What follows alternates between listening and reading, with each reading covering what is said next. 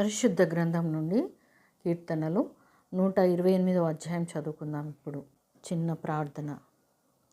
మా మొరల ఆలకించే మా దేవా, మమ్మల్ని కనిపెట్టుకుంటున్న మా తండ్రి, మమ్మల్ని కాపాడుతున్న మా దేవా, నీకు స్తుతులు స్తోత్రాలు వందనాలు చెల్లిస్తున్నామయ్యా.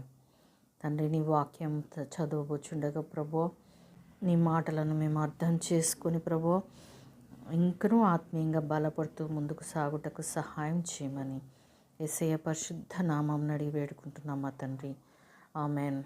పరిశుద్ధ గ్రంథం నుండి కీర్తనలు 128వ అధ్యాయం చదువుకుందాం. యెహోవా యందు భయభక్తులు కలిగి ఆయన త్రోవల యందు నడుచు వారందరూ ధన్యులు.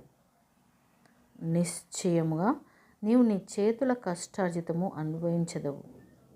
నీవు ధన్యుడవు, నీకు మేలు కలుగును. నీ లోగిట నీ భార్య ఫలించు ద్రాక్షవల్లి వలె నుండును.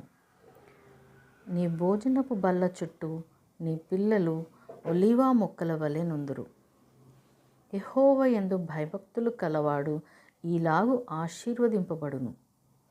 సియోనులో నుండి యెహోవా నిన్ను ఆశీర్వదించును.